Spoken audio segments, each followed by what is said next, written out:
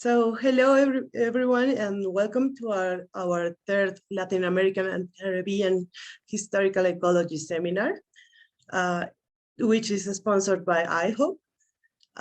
Today, we will get south towards the Ecuador and later Peru, as the last time we were in Central America.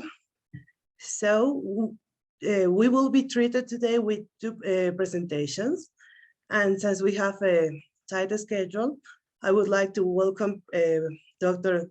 Florencio Delgado, who is a professor at Universidad San Francisco de Quito, and who's been researching in Ecuador for the past decades. Please, Florencio, the floor is yours. Thank you very much, and thanks for the invitation, and I'm really glad to be here, and I hope that in the remaining time we can talk a little bit about the work I'm doing with some of my colleagues in Ecuador. So I'm going to share the screen. It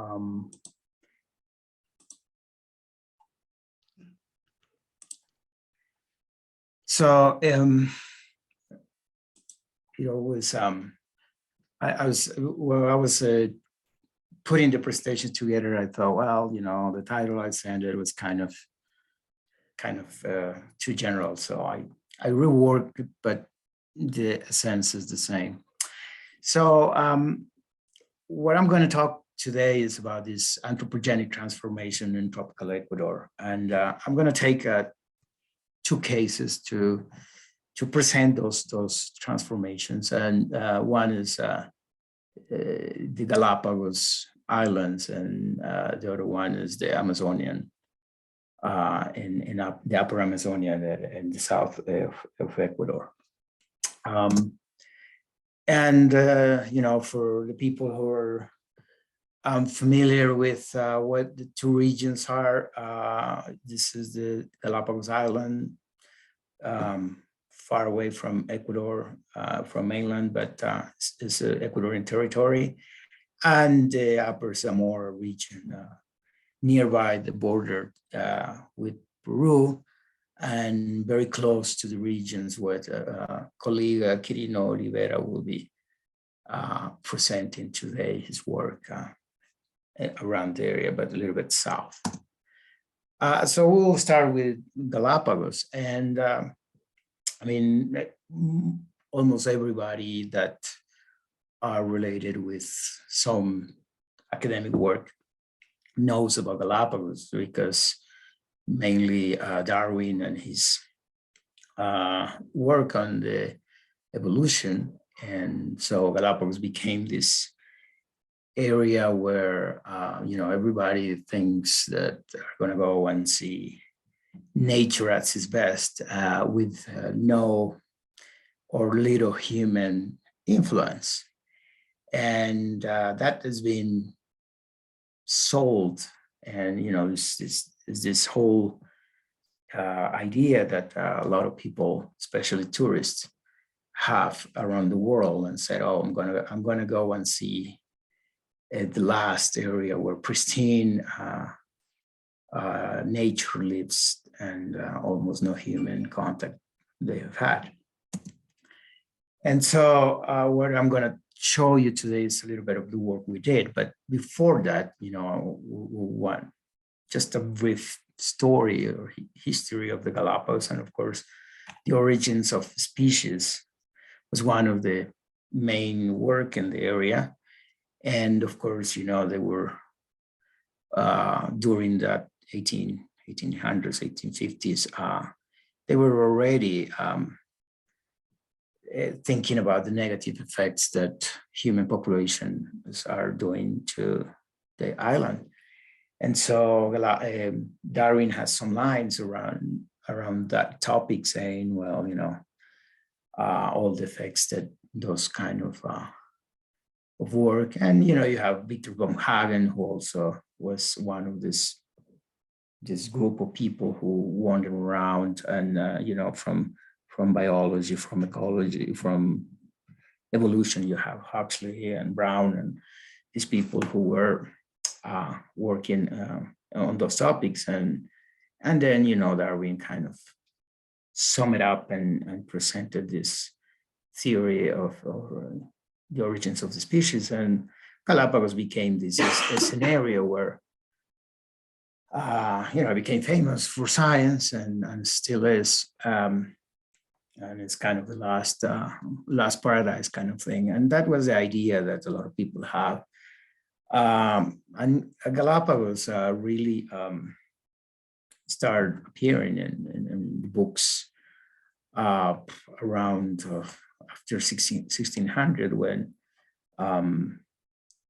Fray Tomás de Berlanga, he crossed the Panama Canal and was going down to explore the South America, Pacific South America, and then he got lost. And he discovered the Galapagos Islands, and that was around late 1500s.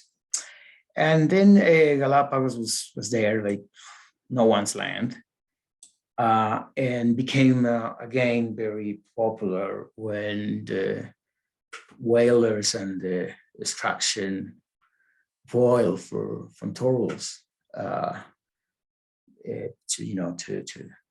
give light to some of the cities around the world, especially in Europe. And so Galapagos became this area where these whalers stopped, and from then they could get some of their material. And the third, between 1500s and 1800s, the third kind of people that were in Galapagos were the buccaneers and, pirates and those kind of guys. There's famous, this signet from William Dampier, who was, it's kind of, at that time, the Spanish colonies, there was gold and silver taken from the Spanish colonies, and the ocean, the Pacific was kind of this area where it's a lot of problems, and the story that probably the Queen of England were helping those guys to just get the boat that the Spanish were taken to Spain, and to fund the Spanish Armada and all those kind of things. So a lot of people believe that all these corsairs and pirates will get to rest and hide in Galapagos.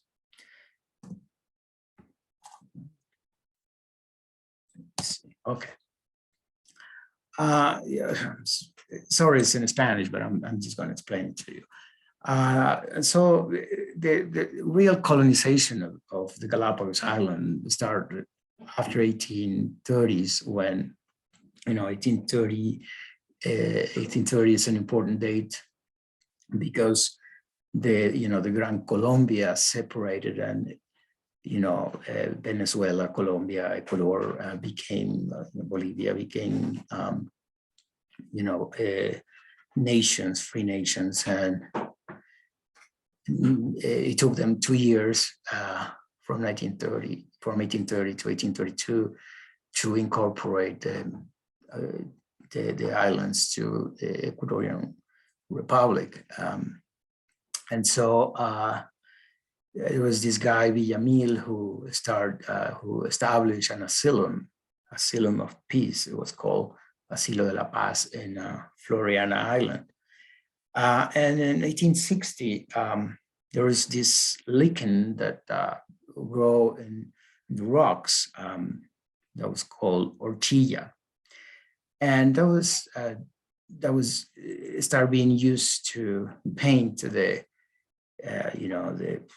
textiles, and it became a very important item, and that's how people got to the Galapagos. And the first guy was Spaniard born Jose Valdizan, who went to one of the islands called Floriana, and then later there was this other guy, Cobos at San Cristobal, and Antonio Gil to Isabel.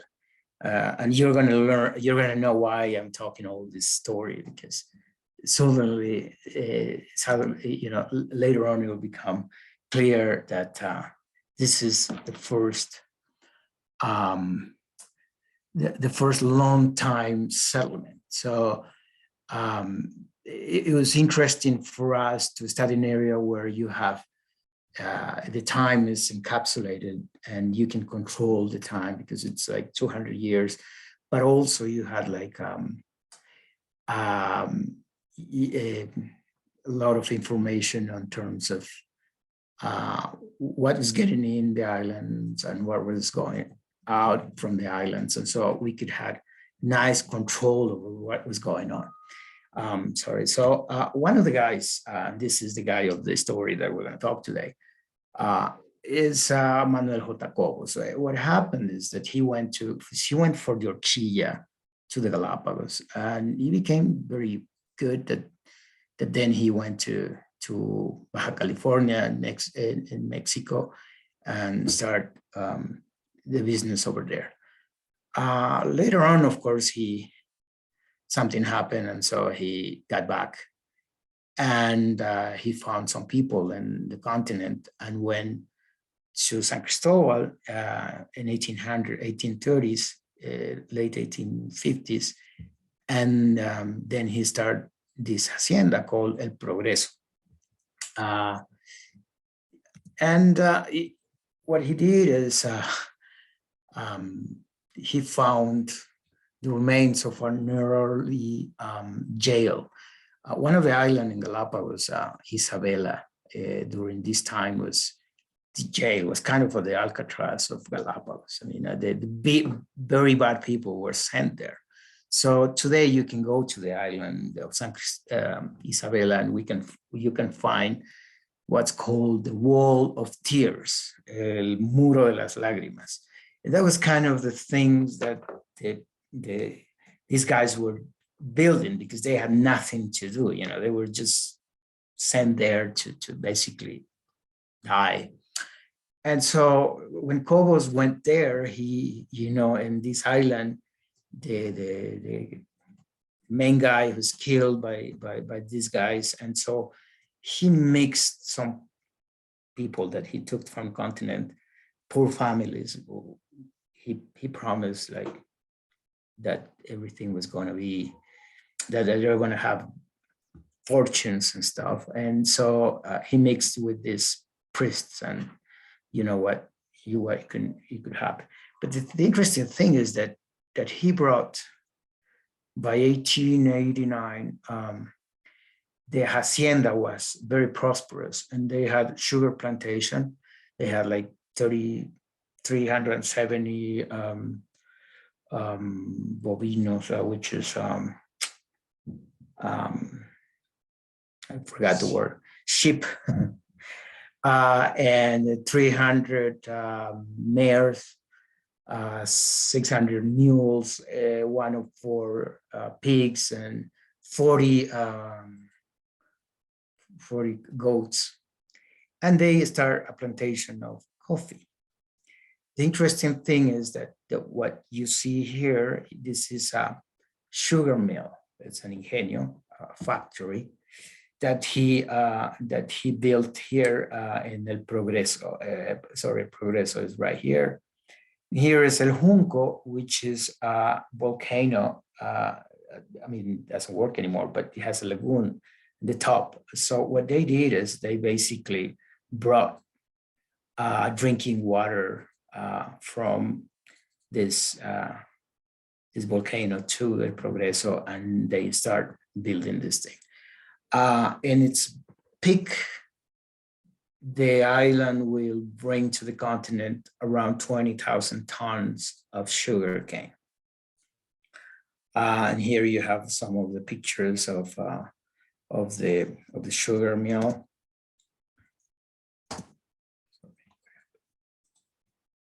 Okay, and at the beginning of 20th century, These guys, I mean, El Progreso had equipment brought from Glasgow, and they had a distillery, they had aqueducts, they transport water from 5 kilometers distance, 116 kilometers of road, and 11 kilometers of they could build railways, and they had a port and ships that will bring to Galapagos, take the sugar cane and take the and bring products from the continent. This is a picture of the deck around that area. And here in the back, in the bottom, you see the El Progreso people living around the hacienda. And here is the hacienda house. And around 1904, this guy who was the big entrepreneur, the boss, was killed by one of his people. And of course, there are a lot of stories about how he managed the island, that he was really a person who had all the power, because he had the store where you will buy the goods. He even had his own money. He made this money made out of rubber, and it's called cobitos in honor of his name. So everybody was in debt from him, because you could never pay, kind of thing. And if they said that if someone was misbehaving or not behaving as he wanted, he will send them to another island and probably never come back. And so when he died in 1904, El Progreso had around 3,000 hectares of the area of cultivated, and that it's almost all the south area of the island. Also, they had sugar, alcohol, coffee. They exported oil, turtle oil, fish, honey, and meat, dry meat, and also cow skin, or those kind of things. So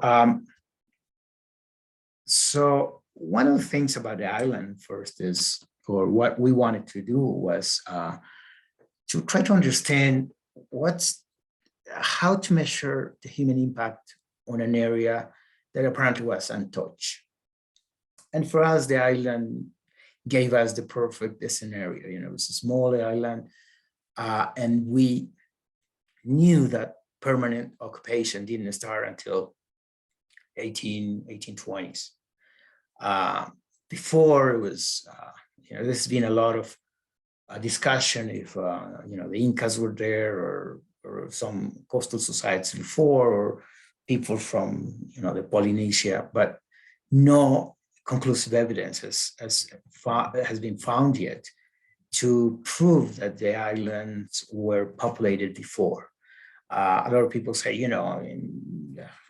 Eastern Islands and all these things, and how come Galapagos didn't? Well, we don't know yet, but so far we think that the permanent occupation started like in the 1830s. Occupations prior were kind of temporarily and didn't leave enough evidence, or we don't think it really had much impact on the islands. But so what we did is we went and tried to locate the village, the ancient 1800 village, and we tried to locate their trash. And so we found this kind of site carpintero, and here are some of the students excavating. And So with that, we tried to see what got in, what possible got out, and also how these guys transformed this area. And so we did some excavations. We did some paleobotany and some zooarchaeology to see fauna and flora remains, those kind of things. Here is one of the money is rubber money, and if you look at it, it looks like exactly like one that was going in the continent as well. So this guy had a lot of power, kind of thing. This was produced between 1883 and 1909, and this is a drug, pharmaceutical product that at that time was, you knew who did it, because there wasn't all these pharmaceutical products, but you just had a place where someone will do it. And so this, I think, our historical archaeologists told us that, I don't know, that was made in France, and he has the address and everything. And since Cobos was killed in 1904, and kind of the place collapsed, we think that, I don't know, between 1883 and 19 was the time where they were bringing this from France. I'm not going to present the whole list of products, but there is, wine, there is, they have toys for the kids, etc., that they were bringing from Europe at that time. But one of the things that we wanted to know is this story about the transformation. Did humans really are accountable, for instance, for the lack of Galapagos turtles? Because this is interesting thing. You find Galapagos turtles, in many places around the world. A lot of zoos have, etc. And so in Galapagos, until quite recently, when there was a reintegration problem, they start with reintroduction of these big turtles. The Galapagos were always depleted from there. Almost, sorry. And so, a lot of people are saying, well, these guys who had the hacienda, they've eaten a lot of them. Well, the interesting thing is that, well, first, this is the list of things that were in the trash bin, and here some of the local materials, a lot of fish, and then you start getting the introduced material like the chicken, dogs, cats, pigs, goats, and horses, rats, etc. And when we go here and we see, for instance, how that most of the species have to do with introduced species. So they were eating a lot of cows, and they were having. So the local products didn't have as much as an impact as chicken and probably cows. So the lesson we got from the archaeofaunal remains is that they were bringing the stuff, and they're almost not eating local stuff, and the turtles were not really, as we thought before, that were really consumed in a big quantities. Then we went and did a paleobotanical analysis, and we found both, the native, which are three basic species that dominated, which is Matasarno, Guayabillo, and Scalesia, and introduced one, bamboo, caña, bamboo, pine, and roble. And so most of,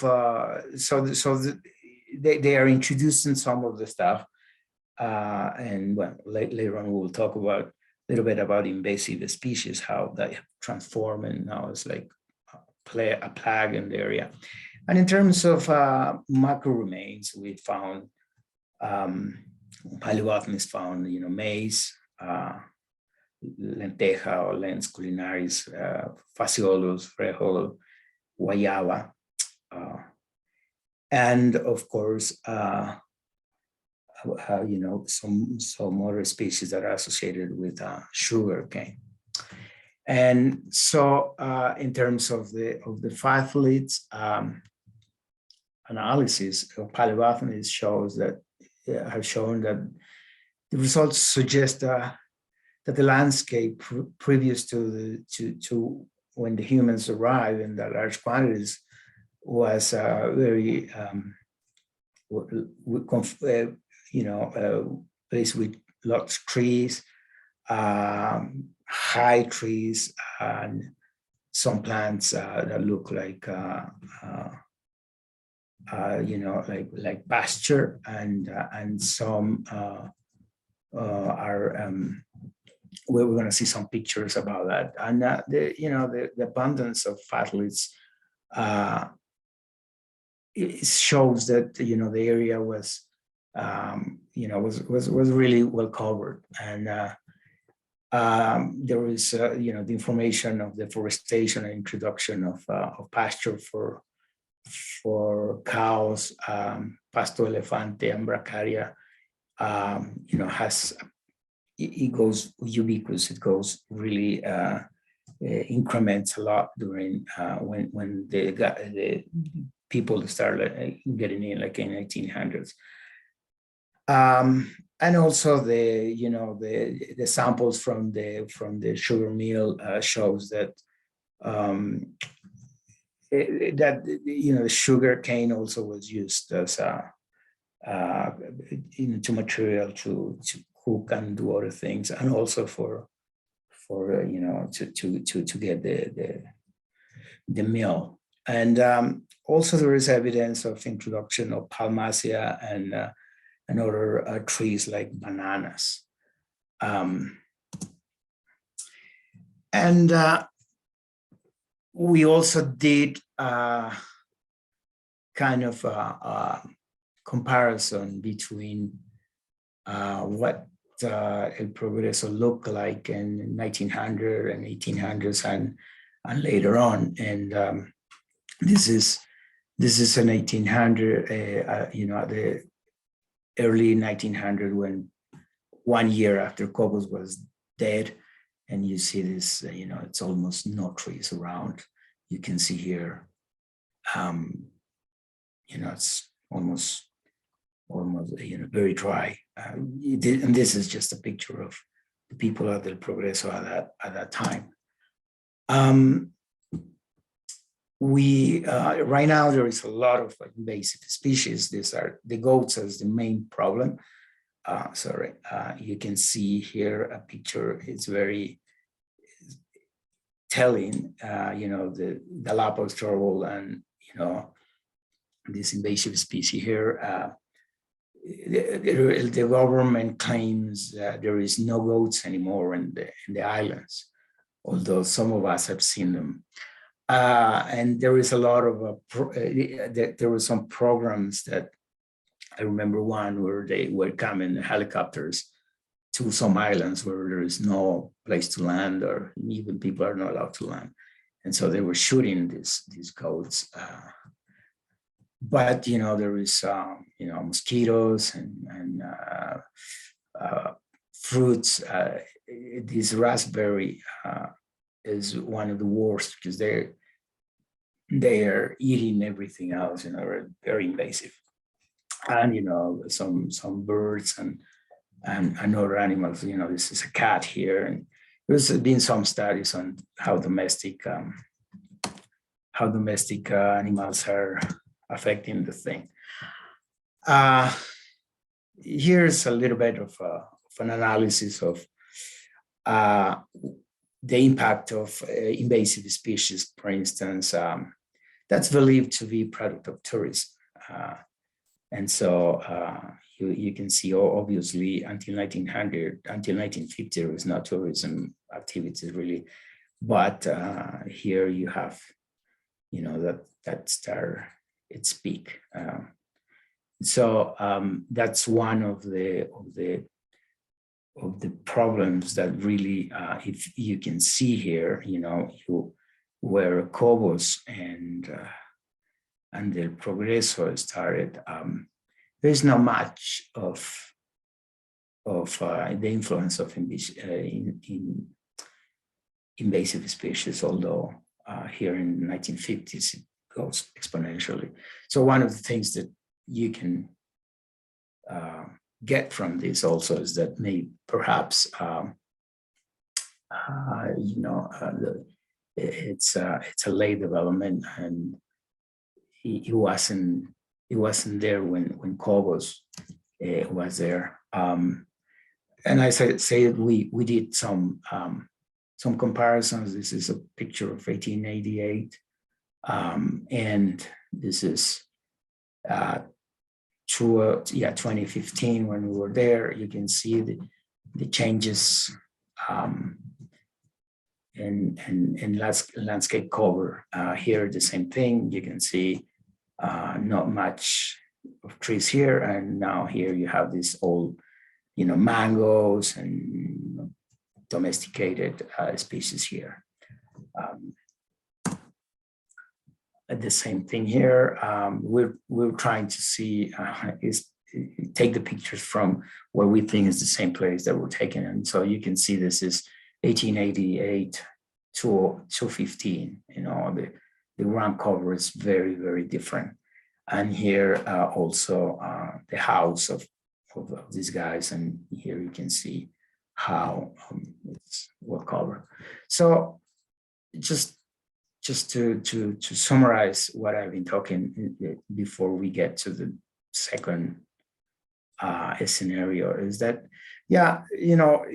Galapagos, contrary to what people might think, has a history of permanent settlement at least 300 years. That's not to discourage people not to go to Galapagos, but just to show you that all these places that we think that are most pristine really had human impact. And this impact had a very strong transformation of that. Having a sugarcane plantation it impacts the area. Constructing canals to bring water 7 kilometers from the distance, having decks built, and also getting Matasarno, for instance, to construct the whole deck. That would have been a lot of trees just there. And also the interesting thing is that despite that being isolated, Galapagos was part of a globalized economy during the 18th century. They were bringing stuff. Cobos was drinking French wine that wasn't in the continent, that we couldn't find in the continent. So he was in a larger network bringing things from that. And of course, contrary to the general wisdom, Galapagos is not the pristine and natural environment. And the other thing is that we didn't talk too much here is that we are trying to compare the species that some of the ecologists are saying that they are endemic from Galapagos, that we think they might not. And to know that, you really need to do some analysis through time. So far, I think archaeology has the tools to do that, because if not, you can be thinking that some of the things were endemic or not, and they really could have been, and they later disappeared, they later were reintroduced, etc. And so we are, I think this information is valuable because a lot of times they're, in Galapagos, they're thinking, okay, we're reintroducing, species, and then we're thinking, oh, but were they here? When were they here? And what kind of environment were they related to? And can we reintroduce it or not? And so I think we need to get the whole story, And so this work was published, I think, was 2020 in a book called Historical Ecology and Historical Archaeology of the Galapagos Island, and by the University of Florida Press. I don't carry a copy with me right now, but you can look there more of the specifics, And before I forget, of course, this work in archaeology, we never work alone. It's not possible. And so here is people from University of Victoria, University of Simon Fraser and other places, and USFQ, and a bunch of people that work here. I know I'm always going against time, so I'm going to pass to the second example. And this is the upper Zamora region in southern Ecuador. And so I think this is a picture, or as an area LACHES is more familiar with, because there's been there's been some discussion on the Amazonian societies, And so this is kind of a comparison thing. So we're going to go to the area where right now is the place is very politically work between these guys who are called the Shuar, very famous because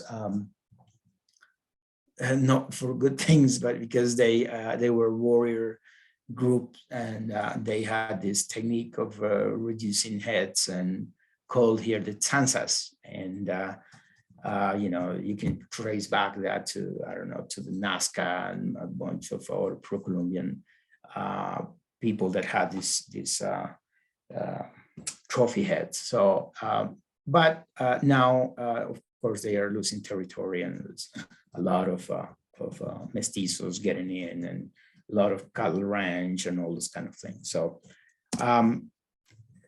this picture is not very clear, but it's just to show you the variability of the region, and this, according to our paleobotanist, this is signature that humans were there. A lot of palmacias around. And so, you can see here intervening areas, and we're going to talk a little bit about this. So, okay, in this area, in archaeology, we have this idea of site, Machu Picchu, I don't know, any site, Tiwanaku. But getting away from those areas where you have monumental architecture, in areas where you don't have, what basically you have is people throwing trash into the area, into the land, into the landscape.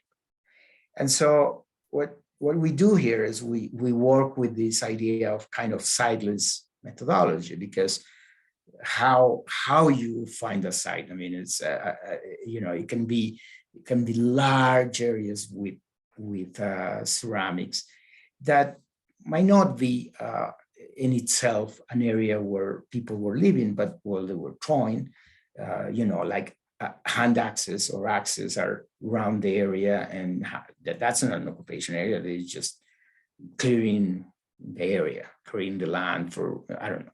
And so where we here have this methodology of looking at trash and getting these things of accumulation of trash that will tell us where really people have more impact or where people are doing stuff.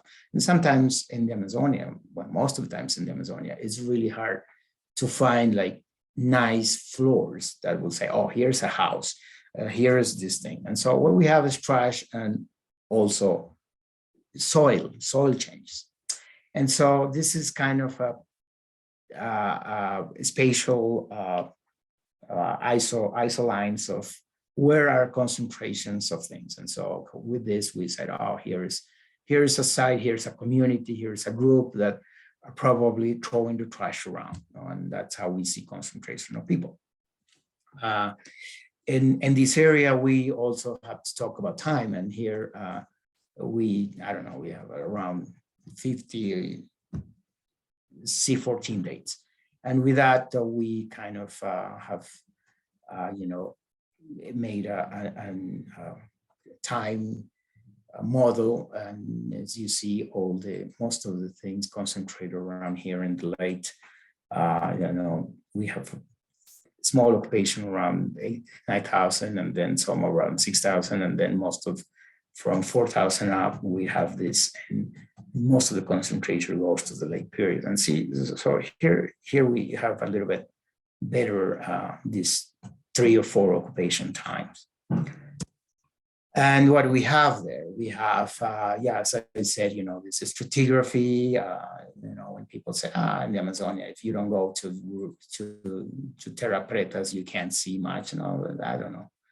At least Upper Amazonia, you can see some of the difference. And then you have these materials that are around, interesting. And so I'm going to talk to you about a little bit of that. So this is kind of the classification that we in archaeology have to do. And it's typical to see if, the sizes, and if the sizes correspond to the size of the community. Are they using these big things for chicha, or are they cooking, and those kind of social implications of the material we're having there.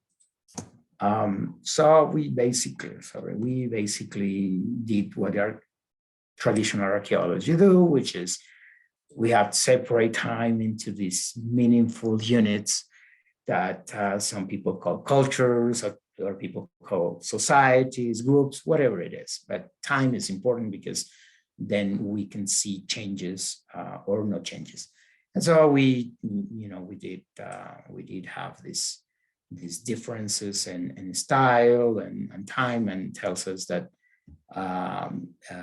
time, it can tell us how technology changes, and then we go back to the sites and look how many sites are, where are they, and we can see trends and changes on demography or locations or those kind of use of resources. And with that, we can also look at the settlements as how they are located and how big they are. And, we have a large variation. There is small sites, and there is some that are like 12,000 hectares. And this is how they look. They clear and they terrace the area. And so what these are like the main site here and the terraces to both sides of the cliff. You can see here the large site, and then all these terraces down. So this is the pattern they have. They clear and they go through these lines, and they are terracing. And of course, a lot of archaeologists will think, it's a bunch of people. Well, not really. And I'm going to show you in a little bit what we think. And so we have lots of these stone axes around the area. So of course, they are doing a lot of clearing. And also we have these are large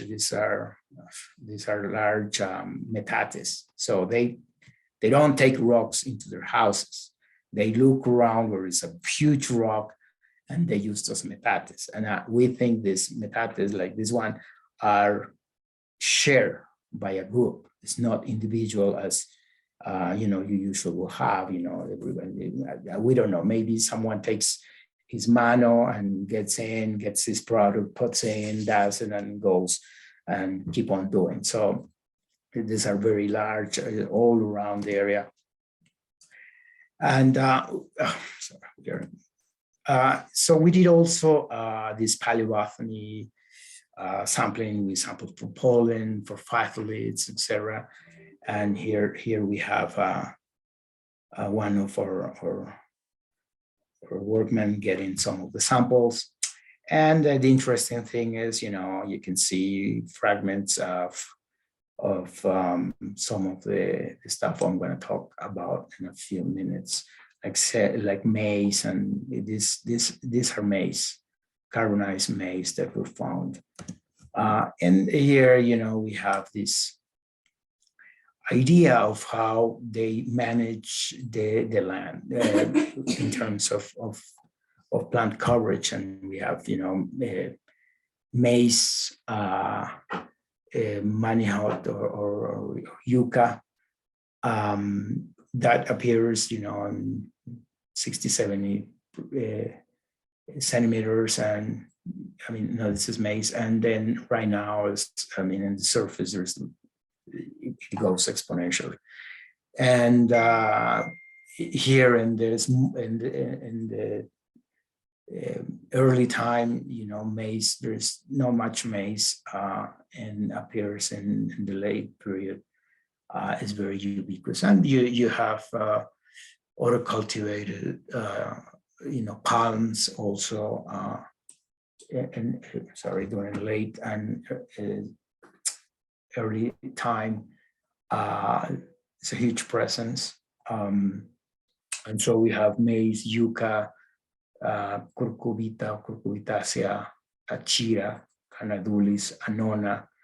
An important one is this Mauritinia flechola or morete.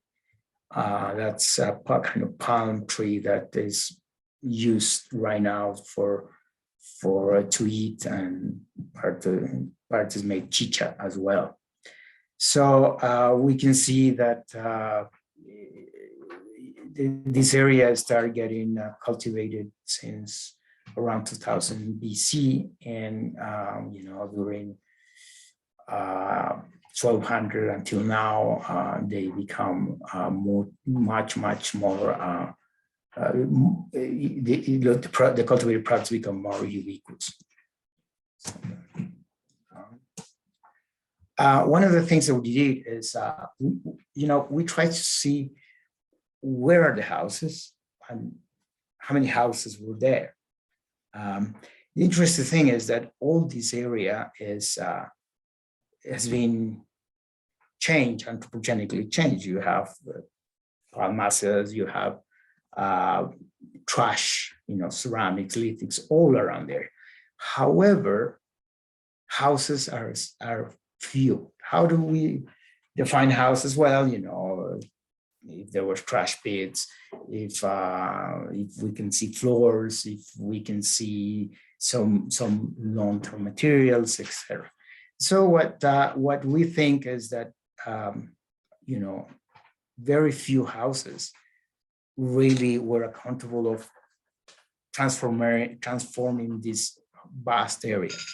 And this is interesting because we don't have to call like a lot of people. Few families in an extensive type of agriculture, for instance, can clear a lot of land. Here is some, the floors are not very visible, but here I think we found a small thing that could be a house, and they are grouped around other places. Here you can see the terraces, and here this is a work by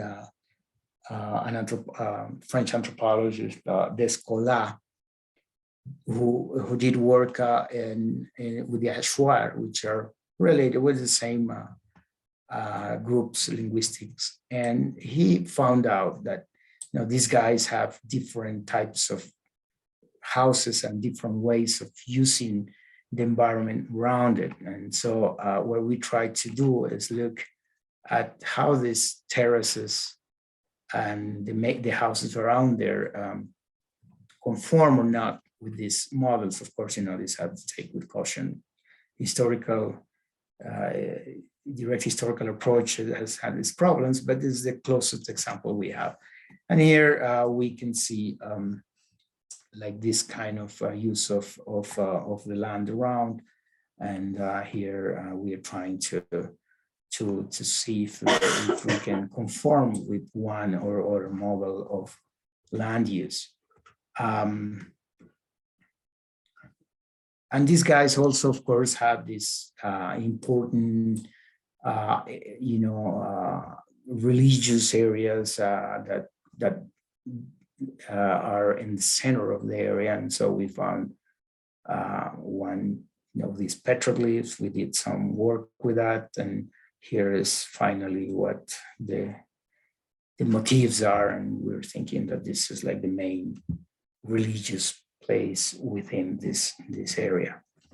And so to wrap up and start like conversation if you want, or probably Quirino is ready. One of the things that we want to show is that most of the studies have shown that this area of Upper Amazonia has an anthropogenic or domesticated landscape. And the study of the area has evidence a long history of interactions between humans, non-humans, of these natural spaces. And these interactions, especially human plants, were key to the dynamic changes on the environment heterogeneity through time. And while early occupations sure contributed to environmental heterogeneity in the area, late transformations for grazing and livestock and recent transformation for mining fundamentally are causing the contrary effects. Here, a lot of areas are transforming to grassland and only one product. So that basically has produced most of a degradation to the environment than really what in early times did these groups, which is, create more heterogeneity with plants and animals, commensal animals that were around. And also, as we said, we don't have to call for a lot of people to think that large areas of the Amazonia were transformed. I think Clark Erickson also have shown that, to cut trees for housing, for palisades to protect, etc., that will have a very large effect. And what we're thinking here is that these houses were located in the middle of the height, and they were using the river and they were using the upper parts. And most of these areas were basically gardens, huertos, or areas where they were producing food. And of course, in extensive type of production, you have people clearing land and doing slash and burn agriculture, then going to the next terrace, doing the same, and in 20 years coming back. And so you just a family or two will clear lots of spaces. And so at the end, all this work, what it shows is that, yeah, humans have been there, humans have transformed that, and there's good transformations and that are good for biodiversity, and others that may not. And so I hope you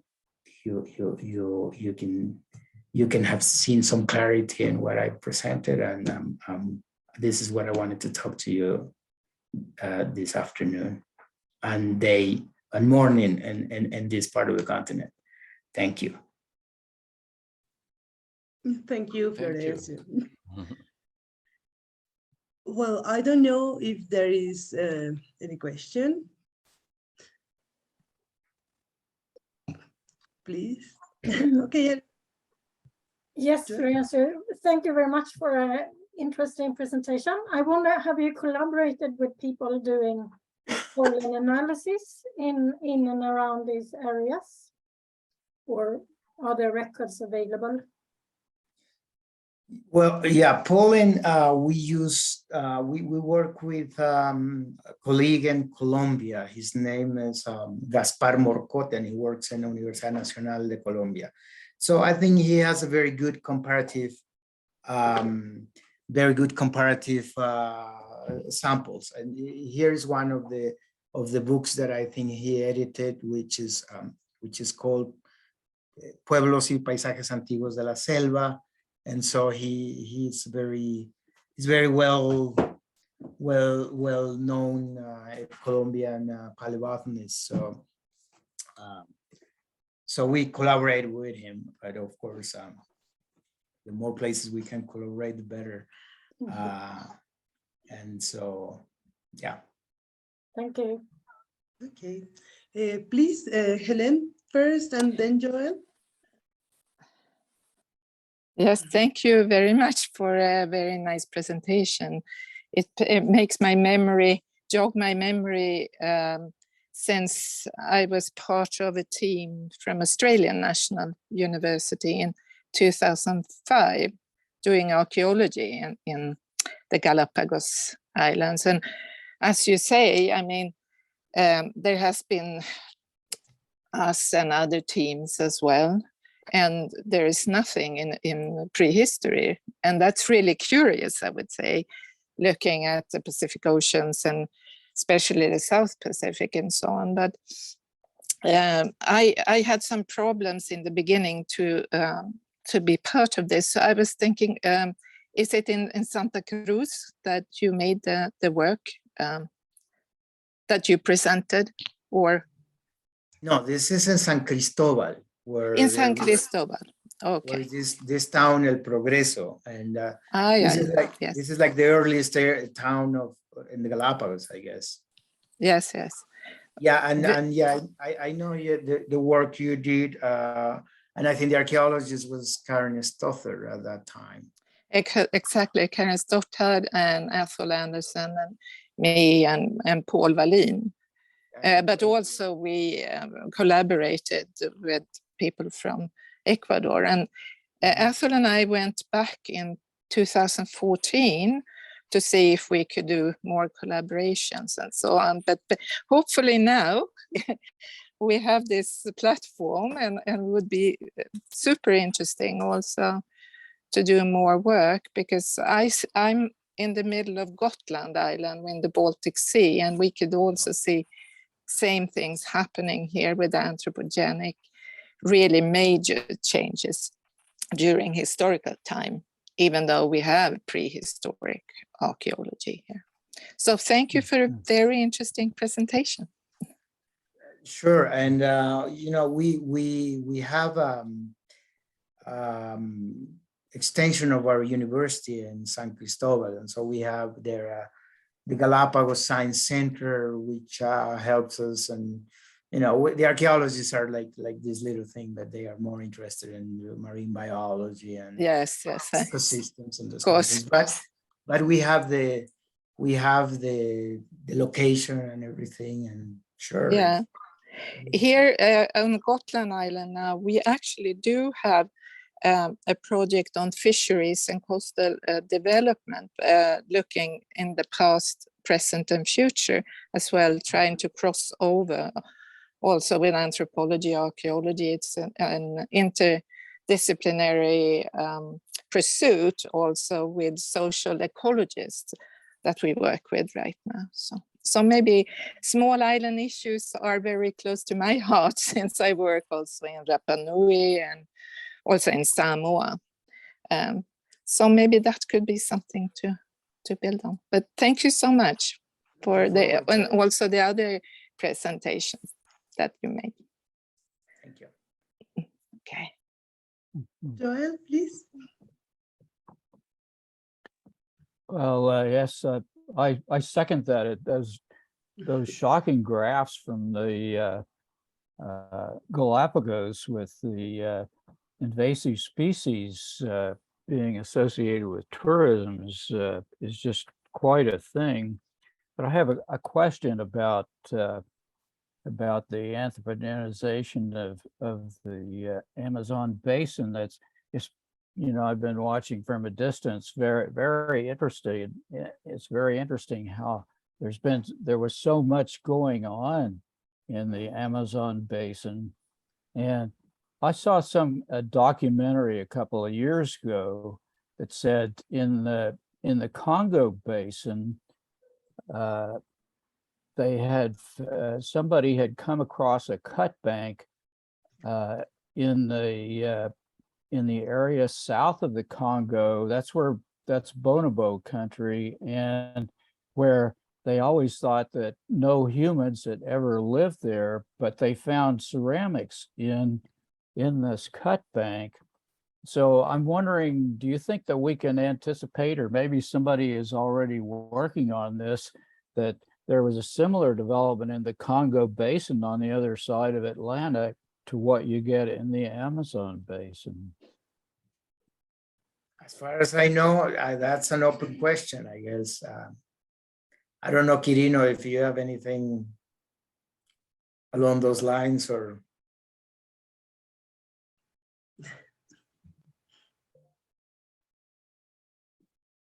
Maybe after the presentation? Sure, sure. Sure. Well, the Amazon, the thing is also that we have to think about the Amazonia not as a unique block, because there's so much variability on it. And the upper Amazon, of course, has, when you talk about soils, for instance, most of the upper Amazonian soils have been enriched by volcanic ash, and so those Amazonian models have to be like rethought and look at the variability. Right now, we are working also with LiDAR images, and for instance, there is the Upano River in the central upper Amazonia Ecuadorian, and we have massive construction of mounds, large groups of mounds around central plazas, kind of a really early urbanism. And so, that's we are in the middle of I think paradigm change in terms of the Amazonia.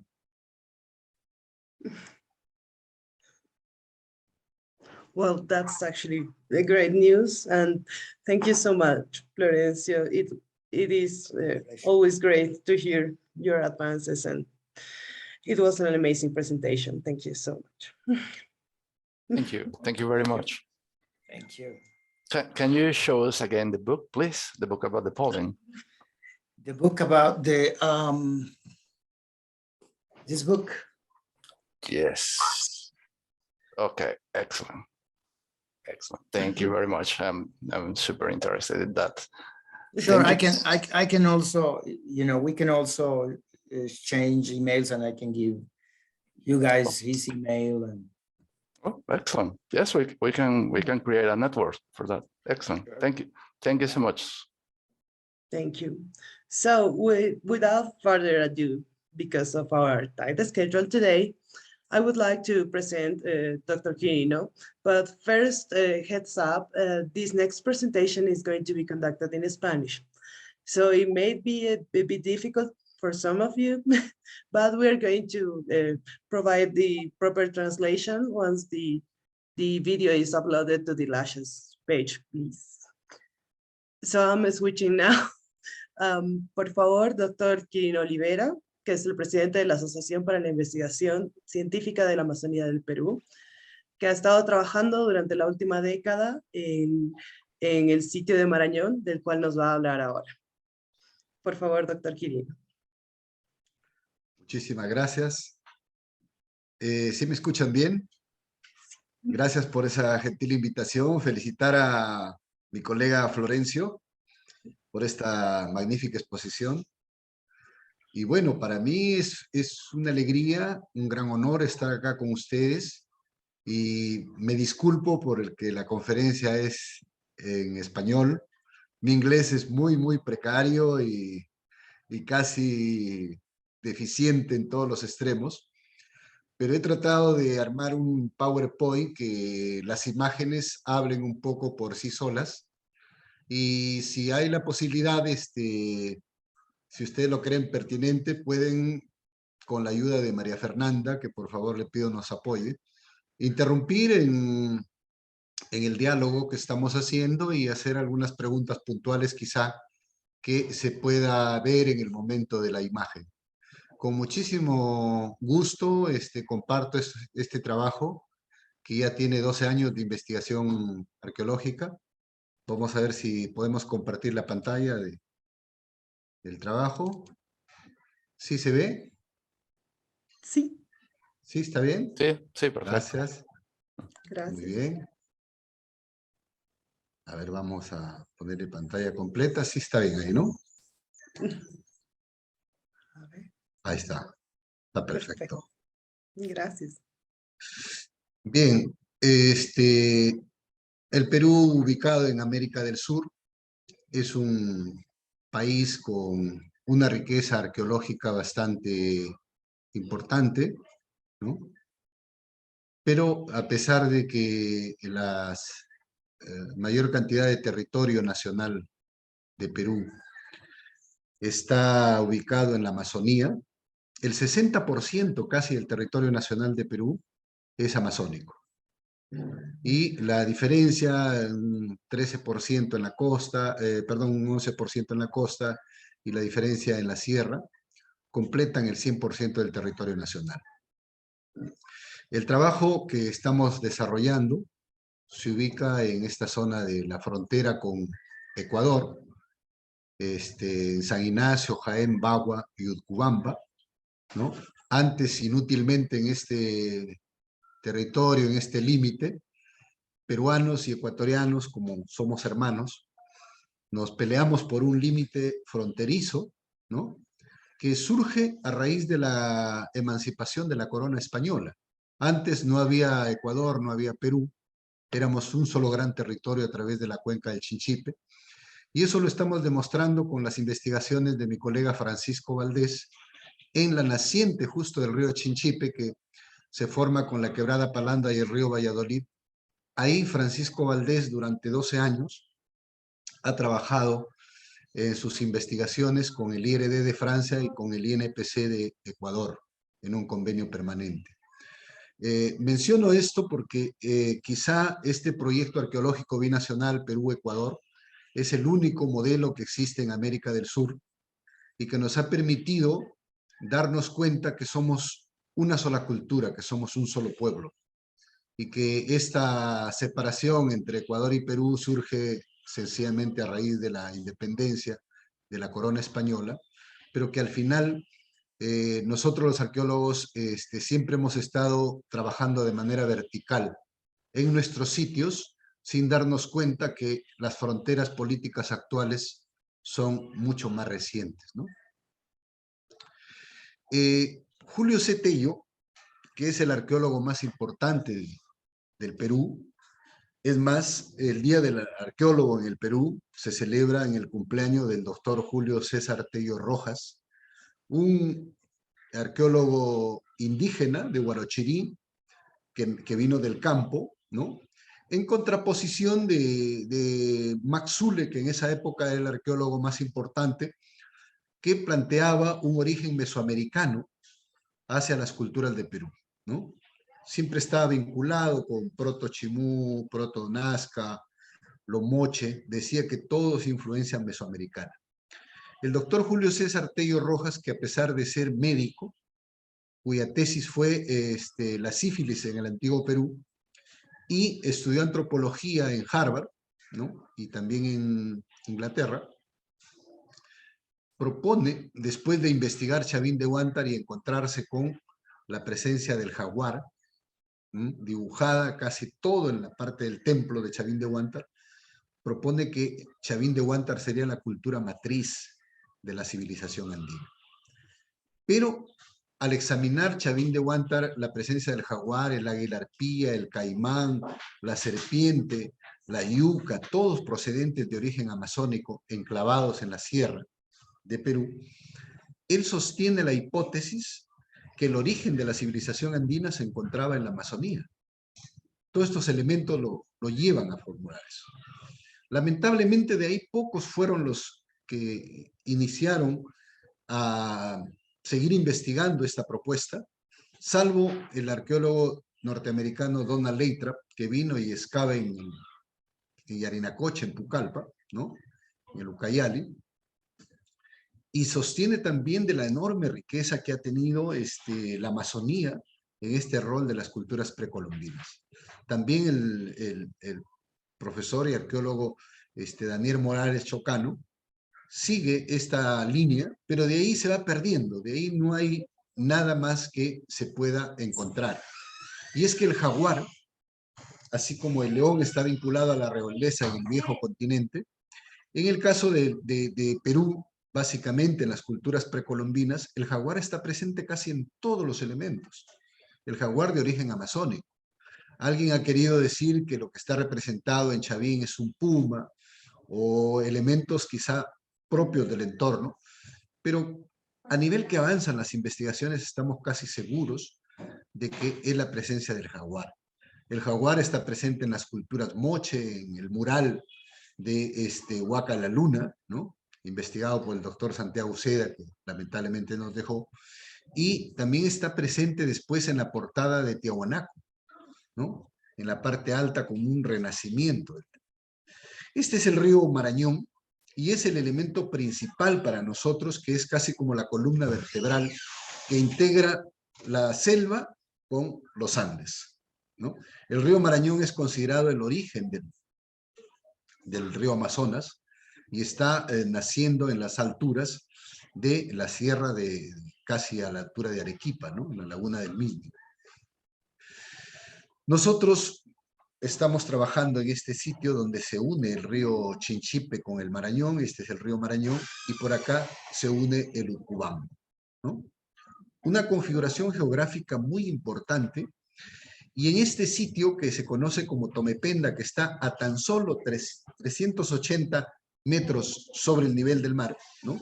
Estamos ya en selva baja en este territorio. Tomependa tiene alrededor de 13 o 14 montículos arqueológicos, al igual que Monte Grande, que estamos investigando. Y para mí, siempre he dicho que es como una especie de Chavín de Huántar enclavado en la Amazonía. Es casi como una frontera importantísima. Aquí estuvo la Condamine en 1748, cuando viene desde Ecuador, desde Loja, y atraviesa el territorio. También estuvo Alexander von Humboldt en el año 1802, cuando comparte con los jíbaros una serie de elementos, ¿no? Humboldt se queda sorprendido al ver cómo los nativos indígenas escuchaban el tic-tac de su reloj, ¿no? De cadena. Y también cómo repetían perfectamente el inglés, el alemán, el francés que él hablaba en cuestiones fonéticas, ¿no? Humboldt permanece acá con Bonpland y Montúfar durante casi 15 a 18 días. No hay muchos escritos en las memorias de Humboldt, pero este sitio que nosotros estamos por investigar en los próximos años es un enclave sumamente importante. Estamos hablando de que la unión de los ríos se produce una especie que nosotros lo conocemos como los tincul, ¿no? Quechua y aymara, significa la unión, la convergencia de caminos, el encuentro, ¿no? Y en este caso, Leitra plantea que los ríos son los caminos naturales de la selva, de la Amazonía. Y acá tenemos un tincu y una unión del río Chamaya con el río Marañón. Y este es otro sitio arqueológico importante que estamos iniciando las excavaciones en este mes de octubre, ¿no? Y tiene alrededor de cerca de 52 metros de altura desde la parte baja, y es un sitio arqueológico muy importante que nosotros estamos esperando encontrar arquitectura monumental. En esa misma configuración de Tincul, este es el río Ucubamba y la quebrada La Peca, que pasa por aquí, justo en la unión, al igual que en Palanda, que está enclavado entre la quebrada Palanda y el río Valladolid.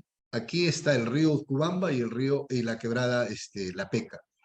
Este sitio arqueológico es muy importante, se conoce como las juntas. Las juntas por la gente local, porque se une la quebrada con el río, ¿no? Desde que era un estudiante soñaba con investigar este sitio y hasta cuando se presentó la oportunidad en el año 2010 regresé a este lugar para poder investigar. Uno de los temas importantes que hemos aplicado metodológicamente es la excavación en grandes áreas, ¿no? De 10 por 10 que unidas eran casi hasta 700, 800 metros cuadrados que nos permitían excavar minuciosamente cada una de las capas. Solo así fue posible recuperar y descubrir estos murales impresionantes que están bajo la tierra y que se han conservado por miles de años, ¿no? Con una capa de protección que ellos mismos lo lograron hacer mediante el ritual de enterramiento de los templos. Los murales son bastante complejos, las figuras que ahí se representan todavía nosotros estamos tratando de entenderlo con lo que se llama la etnoarqueología, es decir, el arte corporal de los pueblos aguajún, que son los vecinos de este territorio, nos permiten a nosotros ver cómo estos rombos que están ahí de colores son muy similares a las pinturas murales, ¿no? Estamos haciendo ese cruce a fin de poder entender un poco cuál es la relación que tiene o el significado de cada uno de estos. La arquitectura que contiene estos murales es bastante compleja, ¿no? Son recintos que probablemente están destinados exclusivamente a la parte del culto, de la ritualidad, y la presencia del espiral también en pintura, que más adelante lo vamos a ver en el nivel arquitectónico. Este es otro sitio arqueológico conocido como Casual, ¿no? Que está donde desemboca el río Ucubamba, que nace desde la parte alta de Chachapoyas, en el lago de Atuén, y pasa por Cuela, que es uno de los complejos arqueológicos más importantes, considerados como el Machu Picchu del extremo norte del Perú, ¿no? Cuando llegamos, el sitio arqueológico estaba así, estaba dentro de una parcela agrícola privada, con cultivos de papaya en el entorno. El dueño estaba por nivelar esto con maquinaria pesada, porque le impedía esta loma seguir un poco cultivando sus cultivos, ¿no? De papaya, maíz. Nosotros hemos tenido que hacer un convenio con el dueño a fin que nos permita excavar el sitio.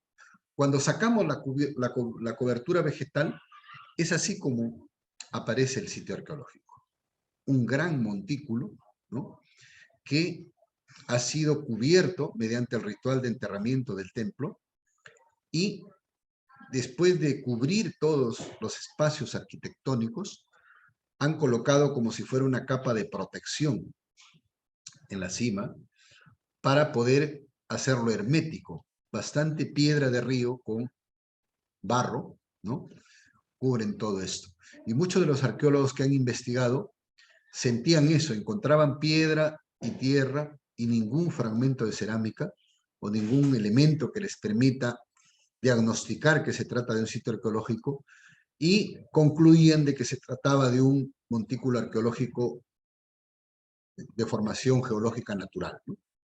Nosotros vemos acá varias toneladas de piedra que cubrían todo el montículo y que lo hemos almacenado en este sector. Habían calzadas, una especie de muros que ingresan hacia la parte del montículo y debajo de esta gran capa de protección que está colocada va apareciendo las evidencias arquitectónicas. En este sentido, este hallazgo que hemos tenido más o menos en esta gruesa capa de ceniza que ha sido colocado exprofesamente para preservar esta arquitectura. Entonces, la ceniza está ayudando a la conservación y parece que ellos lo conocían perfectamente, ¿no? Y acá estamos delante de un muro enlucido, aparece una quincha. Siempre pensamos que la quincha era propio de las viviendas rústicas en torno a los grandes monumentos, pero en este caso están apareciendo esta quincha, ¿no? Con una formación de repente de estructura de caña, ¿no? Y enlucido en la parte posterior, y detrás de esta quincha está apareciendo este tipo de murales. Probablemente la figura de un caimán, este sería el hocico, ¿no? Que se desplaza por encima de unas serpientes en forma de corales. Y lo más interesante es que a esta profundidad de 2,70 metros desde la superficie, nosotros encontramos 2 corales vivas, como una especie de guardianas de este gran mural. Los obreros quisieron matarlas, pero yo traté felizmente de impedir que eso sucediera, y las corales se metieron por algunos de los huecos que están por aquí y desaparecieron. Es extraña esta anécdota que les comento, pero este mural realmente, con la figura de un caimán y las serpientes, nos está dando una indicación muy, muy importante de la simbología religiosa de las culturas amazónicas. Los grandes muros que han hecho para construir esta arquitectura monumental de carácter religiosa están expresados en estos muros bastante anchos y consistentes, como podemos ver. Ahí estamos haciendo un proceso de conservación, y algunas fisuras. Este es importante porque este muro, ¿no?, que es como una pilastra grande, habían dejado unas huellas, ¿no?, en el barro, que resanaron de repente un orificio que había aparecido ahí, pero son antiguas.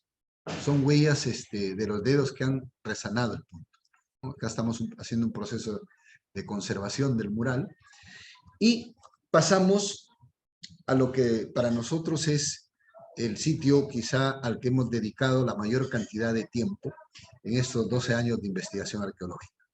Se trata del sitio arqueológico de Monte Grande, que es un montículo que se ha salvado milagrosamente del crecimiento urbano de la ciudad de Jaén. Esta es la ciudad de Jaén, el río Amojú pasa por el centro de la ciudad. Se dice que antes pasaba mucho más cerca al monumento, pero hubo un terremoto en el año 1928 y el río cambió su curso hacia esta parte, quedando el montículo prácticamente aislado del crecimiento urbano. Cuando llegamos nosotros, el montículo se había convertido en un botadero de basura. Y en el año 1978 no tuvo mejor opción un sacerdote que construir una iglesia católica en la cima de este montículo. No tanto por extirpación de idolatrías, porque ya estamos hablando de 1978, sino porque desde Monte Grande se visualiza todo el valle de la Mojú y toda la ciudad, y está cerca de estos cerros como grandes hapos para protegerlo, ¿no? Nosotros tuvimos que retirar las columnas, y ellos habían aprovechado la cantidad de piedras que aparecía debajo de la tierra para utilizarlos como las bases o los cimientos de esta iglesia católica que construyeron en el año 1978. En el lado sur fue la primera excavación que iniciamos, y aparecieron estos alineamientos de piedra, una especie de terrazas, que llamaban nuestra atención porque evidentemente tenían una disposición casi semicircular, ¿no? Para que finalmente nosotros encontremos esta gran arquitectura monumental en forma de semicírculos. Acá estaban las gradas de acceso, como se puede ver aquí, ¿no? Las gradas de acceso habían sido selladas en el ritual de enterramiento con grandes piedras y barro encima para cubrirlas, y todo hacía pensar de que al estar las gradas en el lado oeste, el atrio principal o el altar mayor del templo estaría ubicado debajo de estas piedras. Estas piedras las hemos colocado nosotros ahí como almacén, porque no había dónde ponerlas, hasta realizar las excavaciones. Aquí esta zanja la han hecho las bases de la iglesia, que hemos tenido que retirarlas, y ha quedado cortada gran parte de la arquitectura en forma semicircular. Esto nos motivó para que la revista Arqueology de Estados Unidos nos considerara como uno de los 10 top junto a Turquía, Grecia, Guatemala, y estaba en cuarto lugar Jaén, Perú. Eso nos ayudó muchísimo para las gestiones de los gobiernos locales y que nos permitan seguir trabajando las investigaciones. Y muy cerca de Monte Grande tenemos el sitio arqueológico de San Isidro, donde encontramos este personaje que nosotros lo conocemos como el Señor de los Caracoles, porque tenía bastante caracol terrestre, tenía huesos de venado, de ciervo, tenía uñas de cangrejo y algunos fragmentos de golletes de cerámica. También tenía piedras volcánicas, de origen volcánico, ¿no?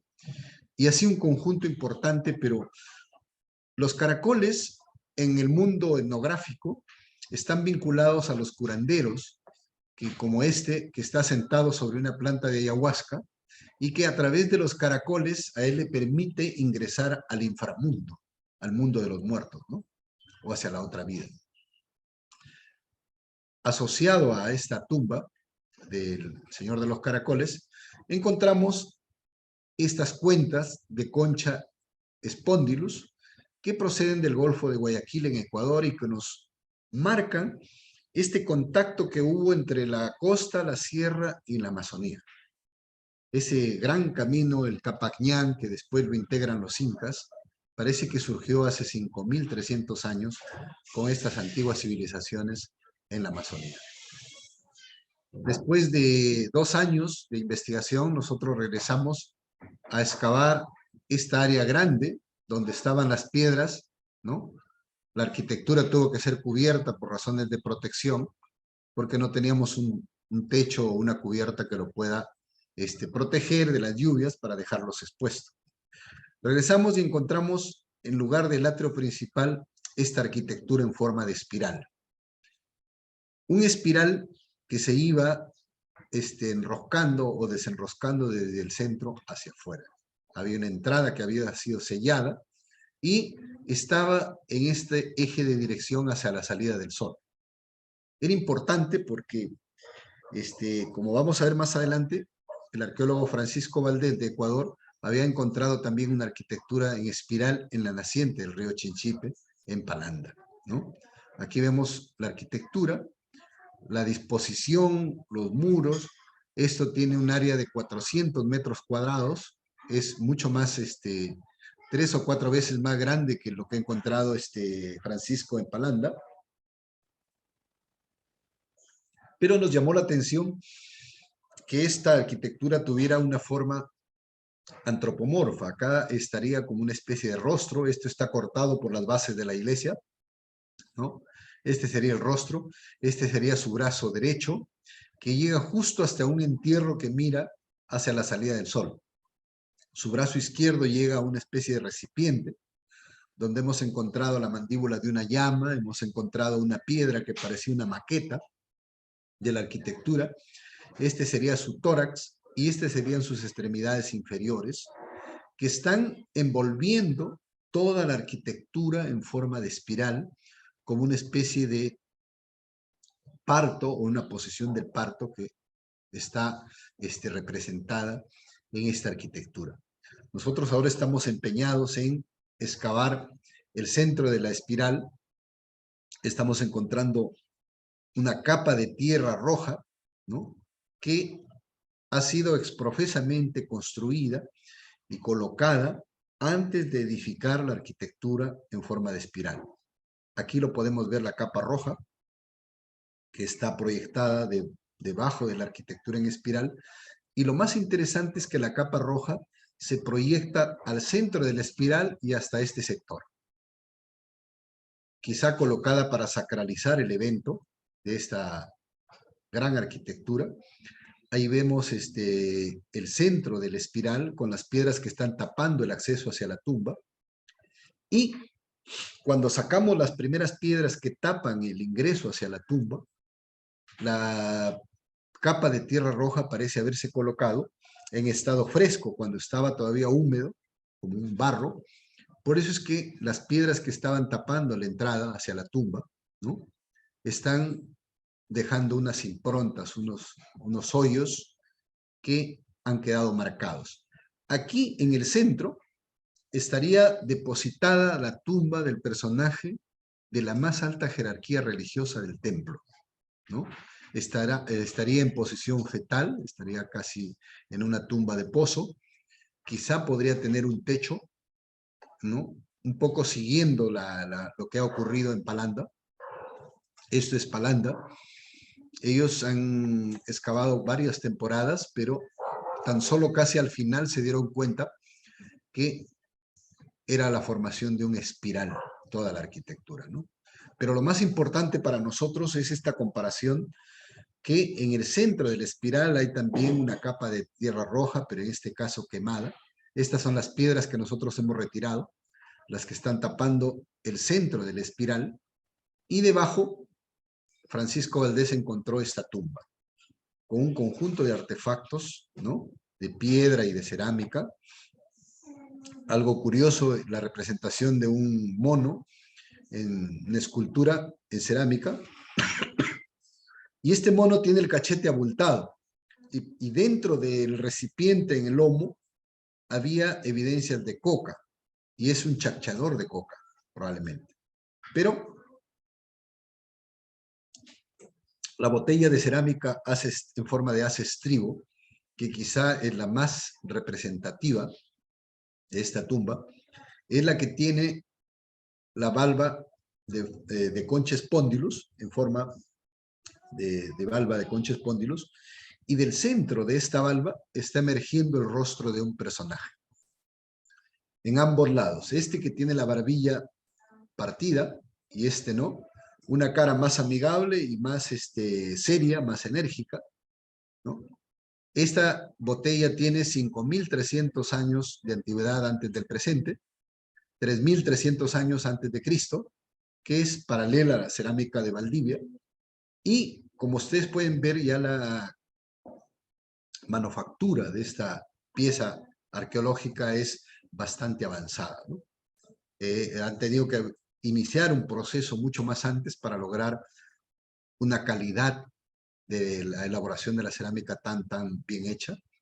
Dentro de esta botella se encontró partículas de almidón de cacao, del teobroma cacao, que es el cacao más antiguo del mundo. También Francisco encontró en ese montículo había una mazorca de cacao en piedra de color rojo, que se ha hecho en una riolita, una piedra de altas temperaturas, ¿no?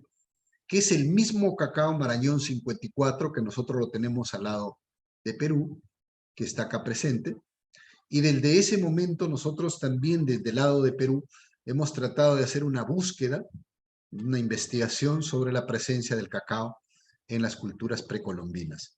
Y muy cerca de Jaén está el distrito de Pomahuaca, y hemos encontrado una botella de cerámica de haz estribo también, que tiene mazorcas de cacao como decoración, y la presencia de cinabrio, ¿no? Las mazorcas de cacao están un poco decoradas con esta tierra de color rojo, ¿no? Con la doctora Sadie Weber, ¿no? Estamos haciendo estudios de microbotánica. Ella ha hecho su doctorado en la Universidad de Harvard en Estados Unidos y ahora está trabajando en un proyecto en Cajamarca, y ha tenido la gentileza de venir a ayudarnos a los estudios microbotánicos, tanto de Monte Grande como de los otros sitios que estamos trabajando, ¿no? Acá estamos haciéndole una prueba de análisis a la misma botella, todavía los resultados no los tenemos. Es muy probable que también encontremos evidencias de cacao, que el cacao parece haber sido utilizado como una especie de bebida similar a la chicha que se extrae del maíz. Es una bebida fermentada probablemente, que comenzaron a utilizarlo hace 5.300 años. Este es el cacao de origen silvestre, conocido como macambo, ¿no?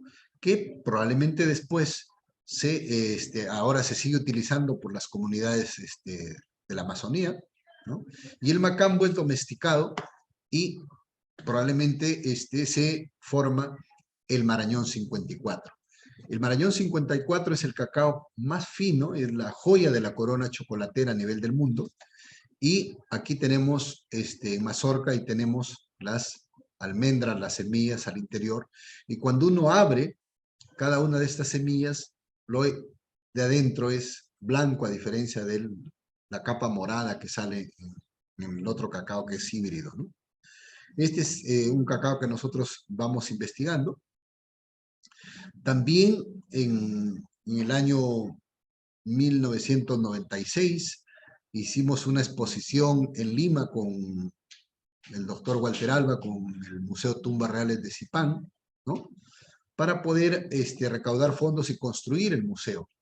Ahí me percaté que tuve la oportunidad de que estas piezas estaban saliendo de contrabando con destino a Suiza, en una caja de artesanías, y eran unas mazorcas de cacao en oro, ¿no?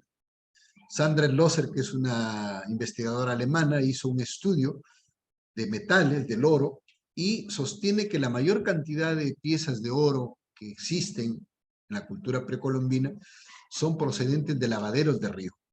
Y para nosotros, el río que tiene mucho más cantidad de oro, donde se ha lavado oro casi todo el tiempo, desde la época de la colonia y quizá antes, es el río Chinchipe. Es posible que estas mazorcas de cacao procedan de esta zona donde estamos investigando.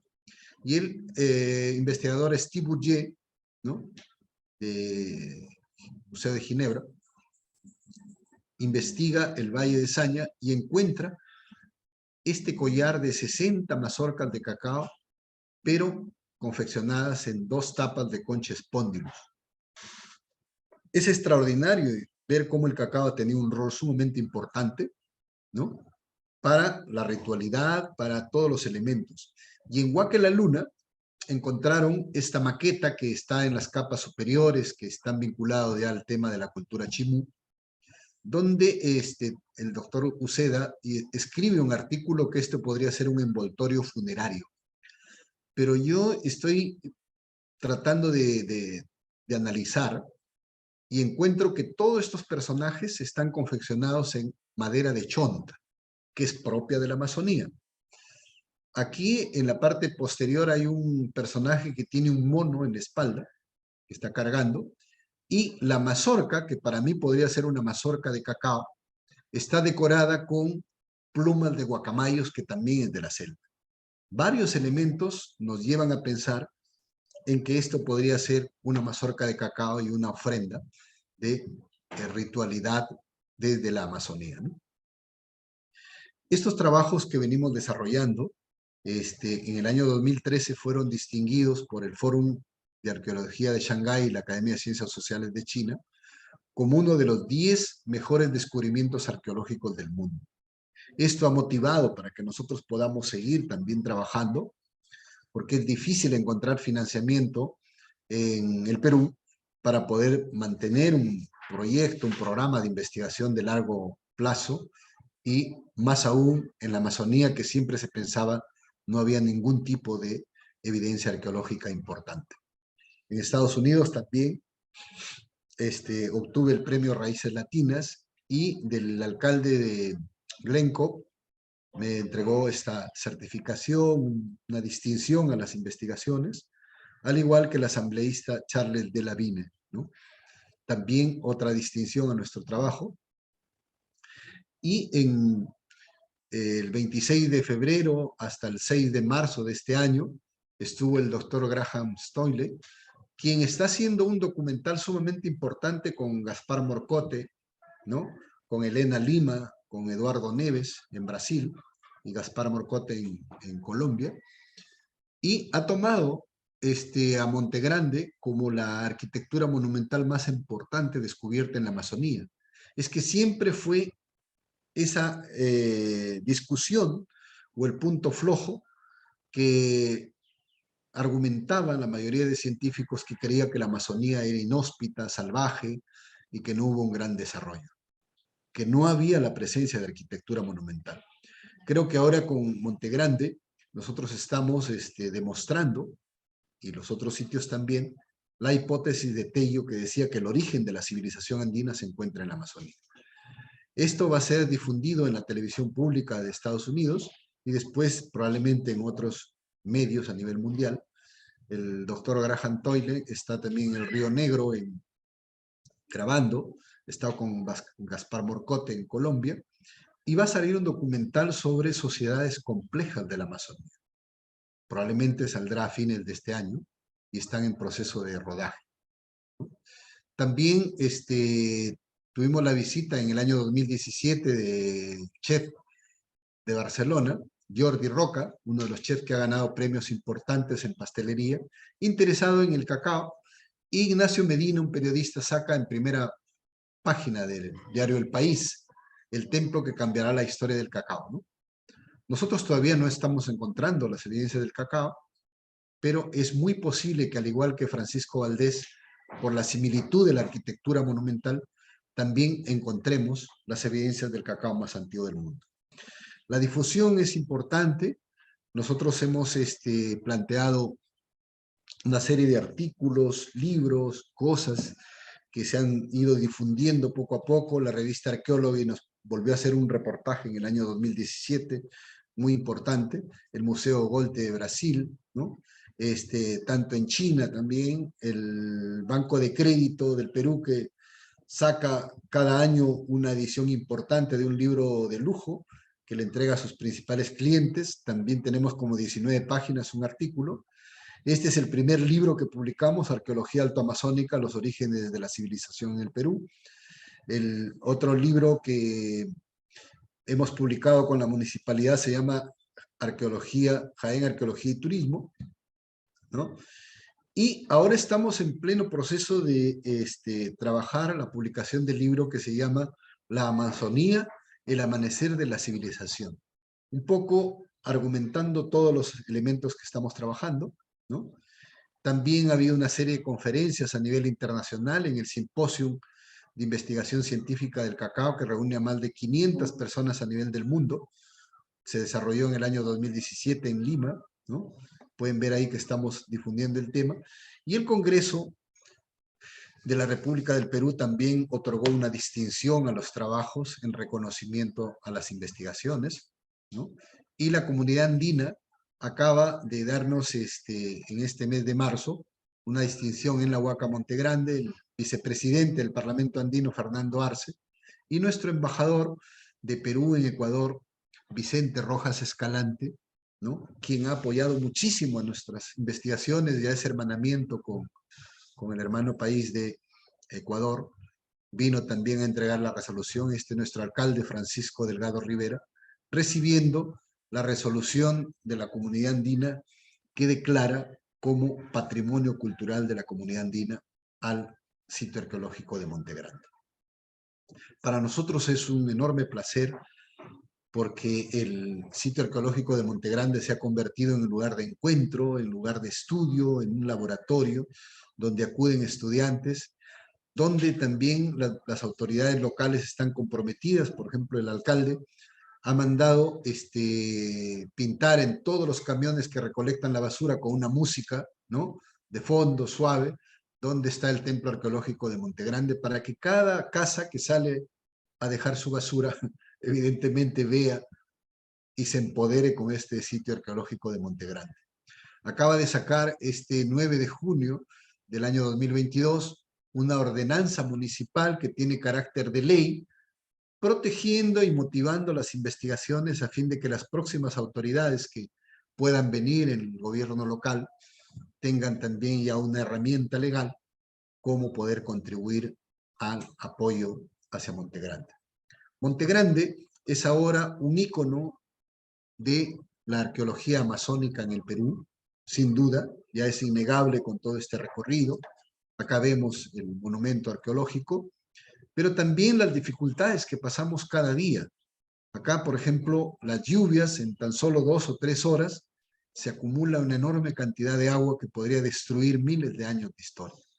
Sin duda, por eso, nosotros en plena pandemia, gracias al Plan Binacional Perú-Ecuador, al capítulo Perú, que nos ha financiado 2020-2021 las investigaciones arqueológicas, hemos logrado aperturar casi 4.300 metros cuadrados de áreas de excavación para poder descubrir la posible tumba sepultada en el centro de la espiral, aplicando la técnica que se conoce como la anastilosis, el desmontar piedra por piedra el anillo central y tener la capacidad de poder volver a montarla cuando ya se descubre.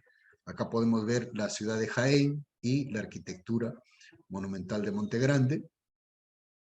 el ministro de Comercio Exterior y Turismo, Roberto Sánchez Palomino, gracias a las gestiones del alcalde Francisco Delgado Rivera y del gobernador de Cajamarca, Mesías Guevara Masifuen, ha llegado hasta Montegrande, ¿no? Para ver la importancia que tiene y la posibilidad de una inversión pública. Esto ha motivado muchísimo porque ha aprobado ya y está en proceso alrededor de 3,5 millones de dólares, que son como 10 millones de soles acá, aproximadamente, ¿no? Y se va a construir un centro de interpretación al ingreso en un área que acaba de recuperar la municipalidad de Jaén, ¿no? Y a través de un puente se conecta hasta donde está la arquitectura en forma de espiral para nosotros poder excavar la posible tumba y que quede expuesto a la visita turística, ¿no? Como hay lluvias, el puente tiene que ser un poco con una cubierta en la cima, ¿no? Para que claramente se puedan desplazar. Este es nuestro proyecto. Esto podría servir lo que antes era un botadero de basura, 12 años después, con toda la investigación científica desarrollada, los premios que se ha podido conseguir, nosotros estamos ahora con esa enorme posibilidad de dejar a la provincia de Jaén, a la región Cajamarca y al Perú, esta gran obra que va a servir y se va a convertir en el eje principal o en la actividad principal para contribuir al desarrollo social y económico de la población local de Jaén, ¿no? Quiero agradecer finalmente al Plan Binacional de Desarrollo de la Región Fronteriza Perú-Ecuador, capítulo Perú, por todo el financiamiento para las investigaciones científicas, al gobierno regional de Cajamarca por las gestiones realizadas, a la Municipalidad Provincial de Jaén y al Ministerio de Comercio Exterior y Turismo con el Plan Copesco Nacional que nos va a dejar a nosotros esa posibilidad de llevar a cabo este proyecto. Muchísimas gracias. Espero haber sido lo más sencillo posible en mis explicaciones y estoy aquí si en caso hubiera alguna pregunta. Muchísimas gracias. Muchísimas gracias, doctor Quirino. Ha sido una excelente presentación. Felicidades. Gracias.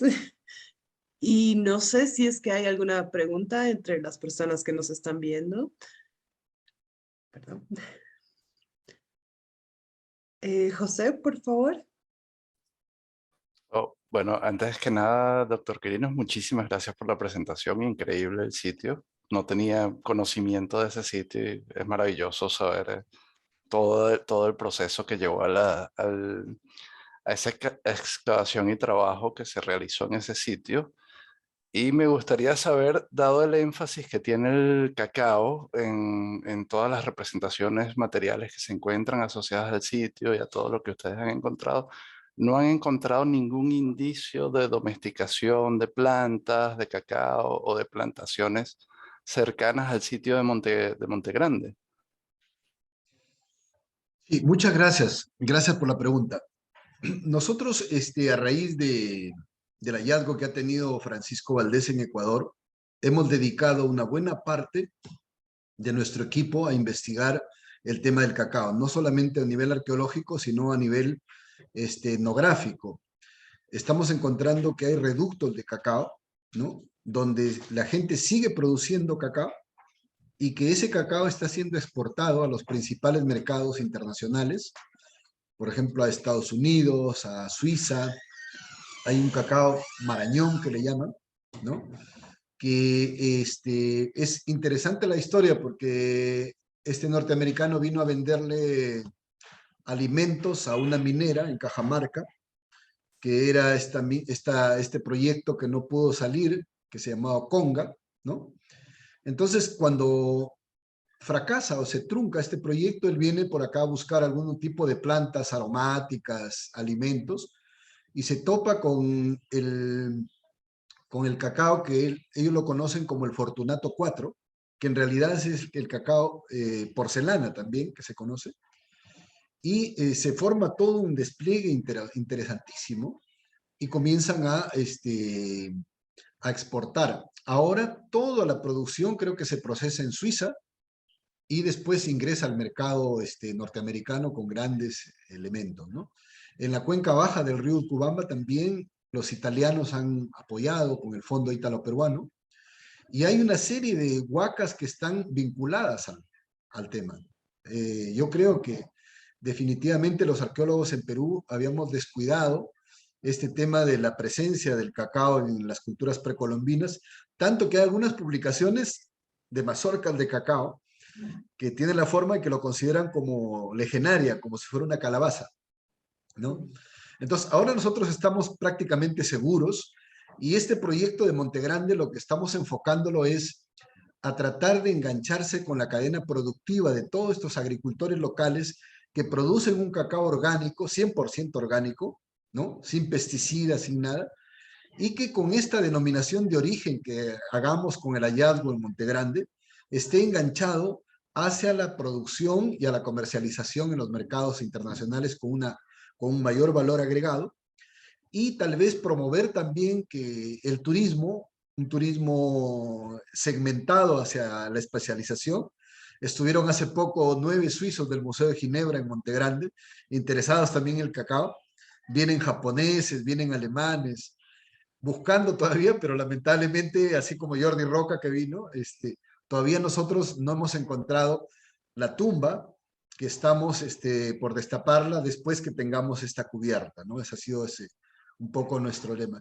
Cuando llega Humboldt acá en el año 1802, y desde las juntas que le llaman en Pomahuaca, se queda sorprendido porque él quería contactarse con el gobernador Checa, y no había tenido respuesta en una carta en esa época, en 1802. Y le dicen, ¿por qué no le manda un correo nadador? Y Humboldt dice, ¿qué se trata eso? Era como un chasqui acuático, un tipo que se ponía la carta en una vincha, en un turbante, y se tiraba a nadar por el río y llevaba rapidito las cartas. Nosotros lo conocemos como un chasqui acuático. Humboldt lo describe en sus memorias debajo de una palmera y lo dibuja, tipo, ¿no?